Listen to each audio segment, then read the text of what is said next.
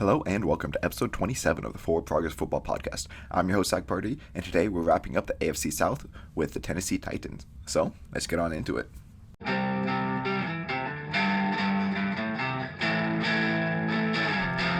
Alright, so before we get things started, first off, if you're in America, happy 4th of July. This is going to be uploaded on Monday, so happy 4th to you all. I'm recording a couple days in advance, though. Second off, I'm still close to 50 subs. As I said, I am recording a bit in advance, so maybe I've hit it by now. Hopefully, fingers crossed, while you're seeing it, I'm already at 50. Help get me to 75, maybe. And also still doing the giveaway. The next video to go over 17 likes, or go over 16, so 17 or more likes, is going to get one of these free hoodies just to someone who comments down below. And yeah, if you're new around here, what we do is we go over team by team, breaking down the roster, just looking at it, and I'm giving you my little opinion and question marks I might have about it. At the end of it, I'm going to talk about a pessimistic and optimistic overview of the entire roster, as well as their Vegas over-under win total, whether or not I like the over or the under on that, as well as the team's biggest strength and the biggest weakness. At the end of this whole series, I'm going to be doing a full season prediction where I will give my official win totals for each team, as well as a playoff prediction and a awards predictions. So, without any further ado, let's get on into the Tennessee Titans. Starting off with quarterback, as always, they have Ryan Tannehill, Malik Willis, and Logan Woodside. So, when Tannehill won the starting job with Tennessee, he fit right in and looked like one of the best quarterbacks in the league. With the threat of Derrick Henry in the backfield and solid receivers that excel with their ball in their hands, many wondered if it was the situation around Tannehill that elevated his play, or if he really is a new player from the one we saw in Miami. Last year was his worst since joining the Titans, but this team was ravaged with injuries. So with a completely remodeled receiving room, it will be interesting to see which Ryan Tannehill we get. And then Malik Willis brings some upside to the future of this room. At 23 years old, he has incredible arm strength and rushing ability, but struggled with accuracy while playing at Liberty. Taken in the third round of this year's draft, it's probably best for him to sit for a few years like he can here with an established veteran in front of him. One idea I had, though, which I doubt this happens because it's pretty crazy, is to use him as a running back early on occasionally, like in certain formations. Lining him and Tannehill up in the backfield together could give defenses a lot to worry about. If Tannehill hands the ball off to Willis, he is still able to pass it, and this could lead to some crazy expansion to the RPO game, like a little double RPO action. As I said, I doubt this happens just because it's so wild, and it would be very difficult to learn and pick up, and a lot could go wrong. But I think it would be genius to see, and I would love to see Willis used this way early in his career. Because even if he doesn't pass the ball, he's still a great runner, good with the ball in his hands, and would have been one of the top running backs in this class. And then Woodside, he was a 7th round pick for the Bengals in 2018, but has just been a backup so far. So for running backs, they have Derrick Henry, Hassan Haskins, Dontrell Hilliard, Trenton Cannon, Jordan Wilkins, Julius Chestnut, and Torrey Carter at fullback. So Henry has been the best back in the league since fully breaking out in 2019. He has shown flashes earlier in his career, but once Tannehill took over, Henry took his game to the next level, despite not being much of a factor in the pass game. Before getting injured in Week 8 last year, he already put up 937 yards and 10 touchdowns, plus 154 yards through the air. He is well on his way to back-to-back 2,000-yard seasons. However, he is coming off his first major injury and is now 28, which is sadly getting old for running backs nowadays. I don't think it's a guaranteed that he comes back as the Derrick Henry we all grew used to, but if he does, that's huge for this offense. Haskins was taken in the 4th round this year to help ease the load off of Henry. The rookie out of Michigan was their bell cow last year, so he should be ready to take on as large of a workload as the Titans need him to, but he wasn't much of a receiving threat there, so that's where Hilliard is going to come in. He's more of like that third down back type who should see a much larger role this season with McNichols departing and with Henry and Haskins not being the best receiving threats. Cannon has bounced around the league as depth since being drafted in the 6th round in 2018. Wilkins, he saw some time in the Colts backfield committee over the first 3 years of his career as a 3rd round pick, but last year he bounced around to a couple practice squads, including Tennessee's by the end of the year. Chestnut is a UDFA from this class, and then Carter went undrafted last year as a fullback, saw a handful of snaps as a blocker, but never touched the ball. And then for wide receivers, they have Robert Woods, Treylon Burks, Nick Westbrook-Akina, Des Fitzpatrick, Racey McMath, Kyle Phillips, Cody Hollister, Josh Malone, Jawan Green, Mason Kenzie, Reggie Robertson Jr., and Brandon Lewis. So Robert Woods excelled when he got to Los Angeles. He became a really underrated receiving threat as well as an extremely willing blocker. If he can bounce back fully from his injury, he should be great here as a reliable target for Tannehill and a blocker that they can run behind. And then the Titans are trying to recreate A.J. Brown with Treylon Burks. At 6'2", 220, with speed much faster than his 4.55 official 40 time, he could be an absolute game wrecker. He spent most of his time in the slot at Arkansas, so it's possible for him to do that once again in the NFL, but his size suggests that he should be able to excel on the outside too. There are some rumors that he's struggling maintaining his weight and has low stamina because of that and asthma too, so he'll have to control that and overcome that struggle right now. But I am excited to watch his rookie season unfold, as he could either be amazing or be just like almost a non-factor. Westbrook-Akina was forced to step up last year with injuries to A.J. Brown and Julio Jones. The second-year undrafted player did pretty alright, including a 100-yard game against the Texans. He shouldn't be a number 1 or even a number 2 at this point in his career, but as the number 3 target or even number 4 behind Austin Hooper, the tight end, he should fit in pretty good. Fitzpatrick was drafted in the 4th round last year, but was cut by the Titans and then subsequently placed on their practice squad and called up later. Now, in year 2, he's likely just going to be the team's number 4, barring injuries. Then McMath was drafted in the 6th round last year, but didn't really get on the field too much. Kyle Phillips, he has the chance to be that underdrafted slot wide receiver who everyone's going to look back at and ask, like, how the hell did he fall to round 5? The shifty route runner who blew up the Shrine Bowl, Phillips projects as a plug-and-play slot. Ideally, Burks can learn to line up on the outside more so, with Woods, Burks, and Phillips all being on the field at once. And I honestly think that would be a really solid wide receiver trio. Hollister went undrafted in 2017, but he hasn't really seen the field too much yet in his career. Malone was drafted in round 4 back in 2017 by the Bengals, but also doesn't have too many offensive snaps. Green and Kinsey went undrafted in 2020, but hasn't seen the field yet, and Robertson and Lewis are UDFAs from this class. At tight end, they have Austin Hooper, Jeff Swaim, Chigozie Okonkwo, Tommy Hudson, Briley Moore, and Tommy Odekoya. Hooper had a breakout in 2019 with the Falcons, which got him paid big by the Browns. However, he didn't live up to expectations there and was cut after just 2 seasons. Now with Tennessee, who has been missing a tight end threat since Jonnu Smith left, he has a chance to bounce back here. Swaim was drafted in the 7th round in 2015 by Dallas and developed into a decent backup tight end. He isn't anything special, but now in year 3 of the system, he should be at least reliable enough if needed to be called upon. Okonkwo is a supreme athlete drafted in the 4th round of this past draft. He could start seeing snaps early and often with his high upside, and even has the potential to be a H-back use check type in the Shanahan-inspired offense. Hudson went undrafted in 2020, but has only seen a few snaps so far. Moore went undrafted last year, and Odekoya is a UDFA from this class. So along their offensive line, their projected starters are Taylor Lewan, Jamarco Jones, Ben Jones, Nate Davis, and Dylan Raduns, with Christian DeLauro, Andrew Rupchich, Nicholas Petit-Frere, Carson Green, and Jalen McKenzie backing up at tackle, Aaron Brewer, Hayden Howerton, Corey Levin, and Jordan Roos backing up at guards, and Daniel Munyer and Xavier Newman backing up at center. So Lewan has been a top left tackle in the league since being taken in the 1st round 2014. These past 2 years, though, he hasn't been able to stay healthy and hasn't been his full force when out there. If he can stay upright, he'll be a huge asset for this team once again, so fingers crossed he can do that. DeLarco went undrafted in 2018, but he hasn't seen any snaps yet. Rupchich, he's a UDFA from this class.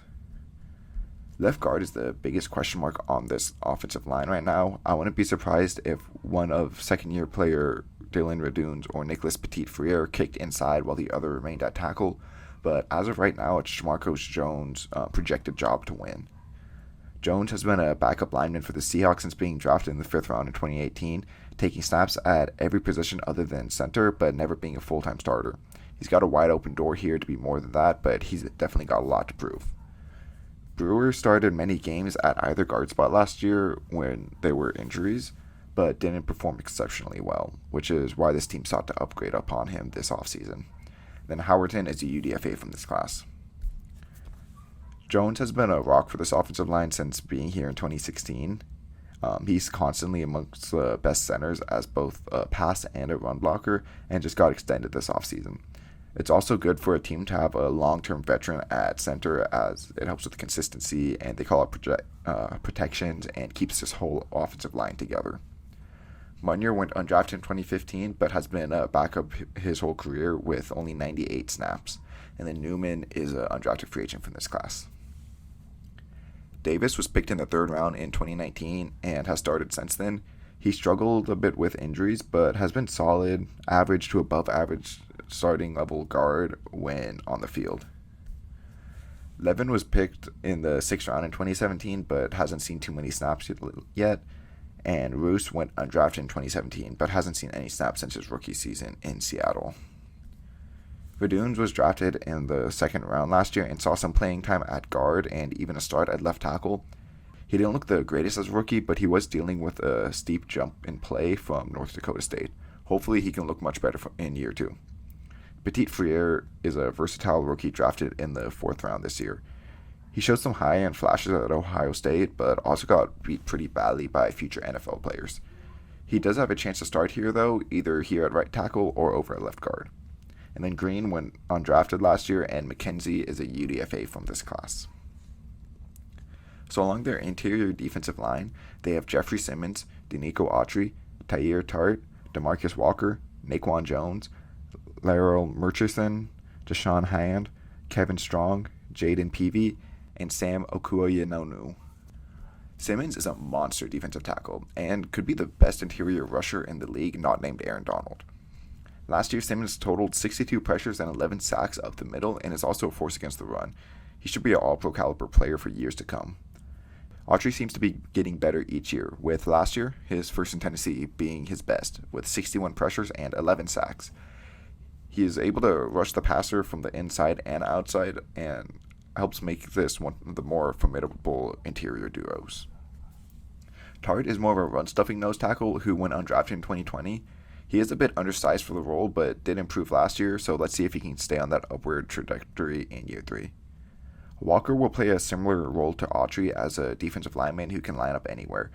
He was disappointing as a 2nd-round pick for Denver and had an all-right year for Houston last year, but maybe now that he's just a guy in the rotation, his best can be brought out of him, especially while playing next to some other pretty talented pass rushers. Jones was a UDFA last year who ended up seeing the field quite a bit. At 340 pounds, he can be the true nose tackle type that this team is missing and will likely be rotated in with Tart. Murchison was drafted in the 5th round in 2020 and has played a few hundred snaps so far, but not doing the best with 3 pressures and almost 200 pass rush attempts. Hand had a hot start to his career as a rookie 4th rounder in 2018 for Detroit. However, he's dealt with injuries since then and has never been able to return to form. Strong went undrafted in 2019 and spent a couple years with the Lions before joining Tennessee mid-year last season, but he hasn't done much with the playing time he has gotten. And then Peavy and Okuoyenonu are UDFAs in this class. So for edge defenders, they have Harold Landry III, Bud Dupree, Rashad Weaver, Ola Adenayi, Justin Lawler, and David Aneni. Landry is a solid speed rusher who has developed nicely here since being drafted in the 2nd round in 2018. He plays almost every down for this team and got 64 pressures and 14 sacks last season, which earned him a huge payday.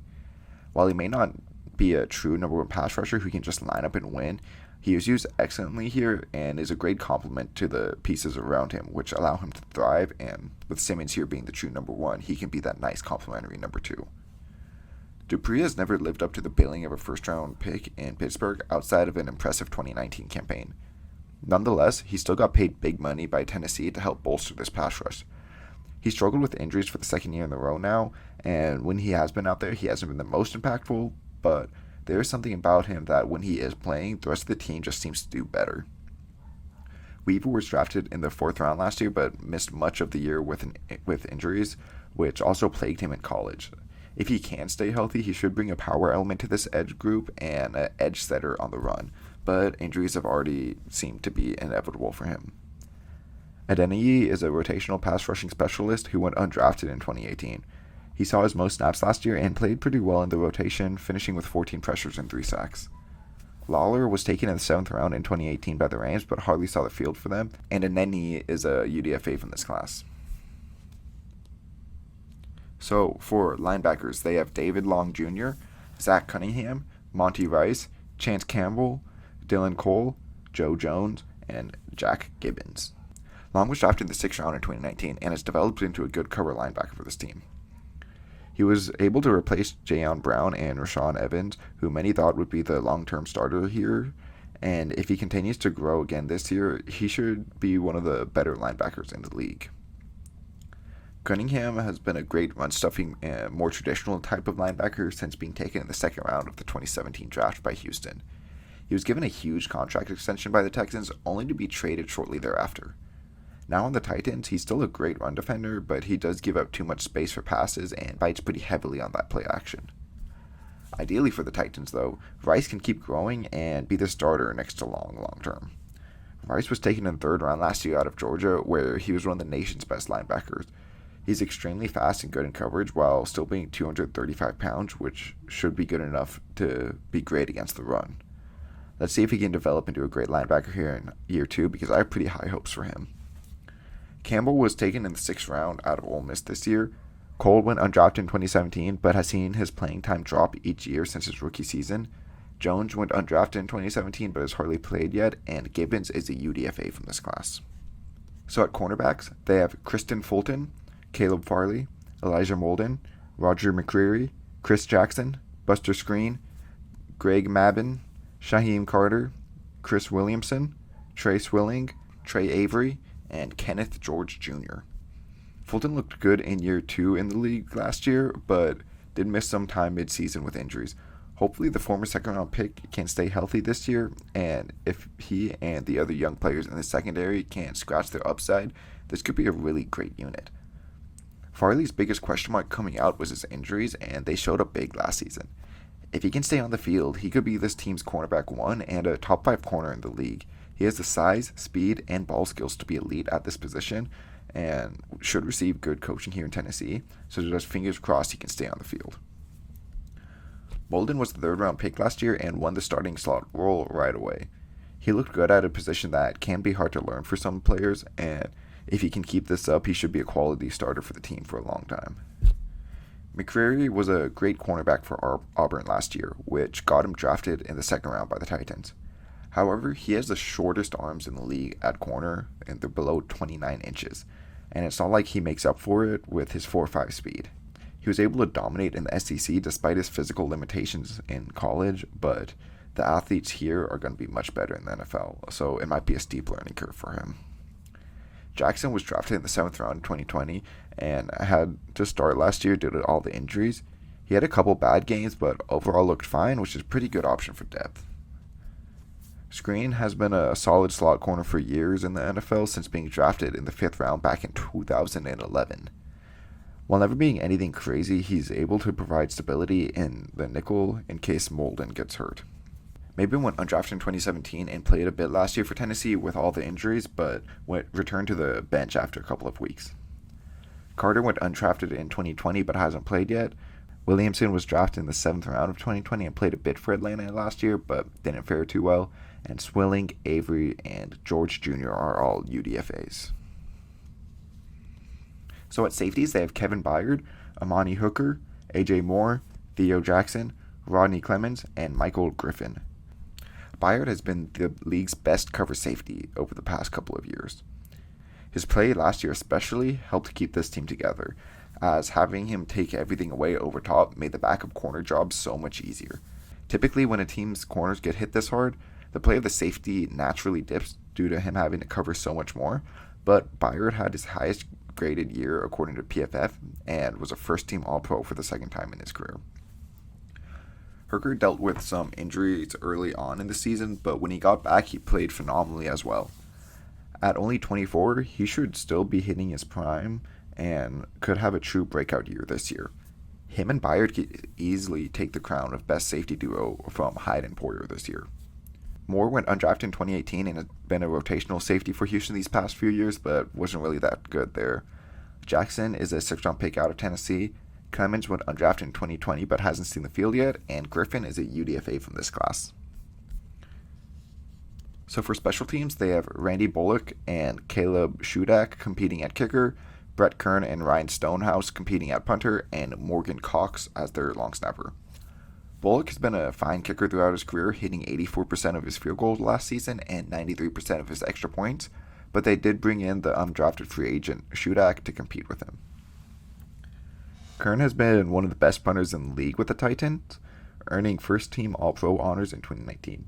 However, Stonehouse was one of college's best punters last year, so the UDFA will definitely push for the job. And Cox was Baltimore's long snapper from 2013 to 2020, joining Tennessee last year. Alright, so now it's time for my season projections, where I give my floor and my ceiling for this team, what I think can go wrong, what I think can go right. Talk about the over-under, whether or not I think they are going to go over or under that, as well as this team's biggest strength and their biggest weakness. So unlike last week where I had one of the biggest spreads that you're going to see for my floor and ceiling, the Titans I feel like are firmly just going to sit between 8 and 11 wins, which I have 8 and 9 as their floor and 11 and 5 as their ceiling. Pessimistically, some things that can go wrong is without A.J. Brown, Ryan Tannehill could be getting to look more like Miami Tannehill. Derrick Henry, he could show that he's just not invincible and is human and slows down or gets another injury. Robert Woods, he can't come back from injuries right away. With Westbrook-Ikhine, he can't be the number one because Burks is struggling to even see the field. Hooper, he continues to just look like a decent tight end who just had one great season.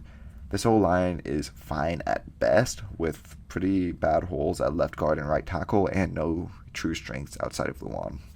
Honestly, though, on defense, I struggle seeing this front seven struggling just because they all seem to work together so well, but with so much youth and injury question marks at corners, that could make this whole defense look like a disaster just because they're having to cover for longer or they're just getting tired from being on the field so much, and not even the great safety duo can help this year. Optimistically, though, I could see this team finishing about 11 and 5 and definitely in contention to win the division once again. Tannehill, he continues to be his good, accurate, decisive Tennessee self, and they get Willis going in some fun packages.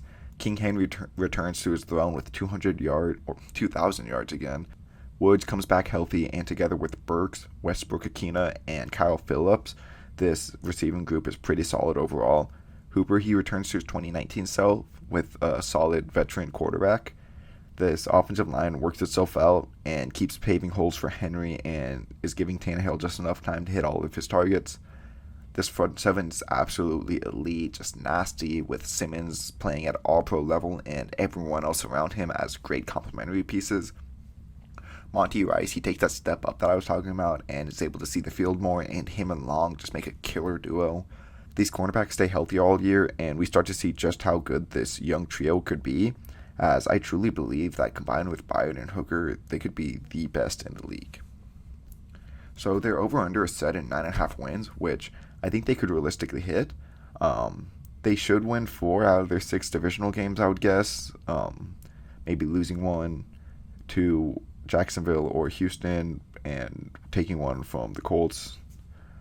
But and between the NFC East and the AFC West, which are the 2 divisions they play, they should be able to take 4 or even 5 of those games, which isn't easy with the West being there, but they somehow seem to win those games, Their outer-division games include the Bills, Packers, and Bengals, which is extremely difficult, but they somehow end up winning games that they shouldn't win on paper, so maybe they might be able to steal 1 or 2 of those.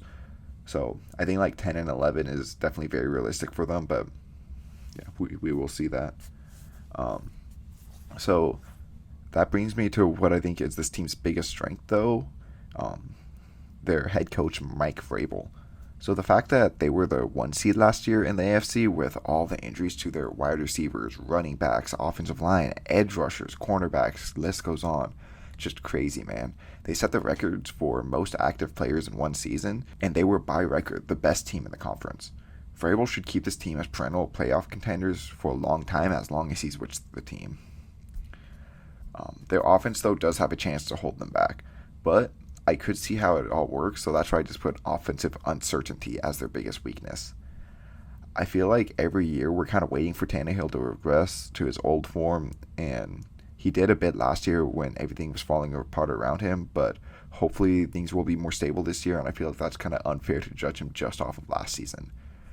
Henry is coming off of an injury for the first time in his career, and with modern running backs, I feel like we're always just worried about them suddenly being able to unable to perform like Todd Gurley. This wide receiver room, it could work nicely, but it relies on Woods coming back to full strength off of injuries, and he is getting older. It requires Burks hitting the ground running, and this offensive line is relying on some young guys or career backup types. So while I can see definitely this offense being good still, there's just so many question marks that if something's going to hold this team back and out of the playoffs, I think it would be just various pieces on the offense not coming together. Alright, so that's going to do it for today's episode. Leave a like, comment, and subscribe. Let me know what you guys think if you're on YouTube. Do you think I'm right about the Titans? Do you think I'm wrong? If you're on Apple, Spotify, wherever you might be listening to this, leave it a 5-star review. Help try to get it out there. And yeah, I'll see you guys on Friday.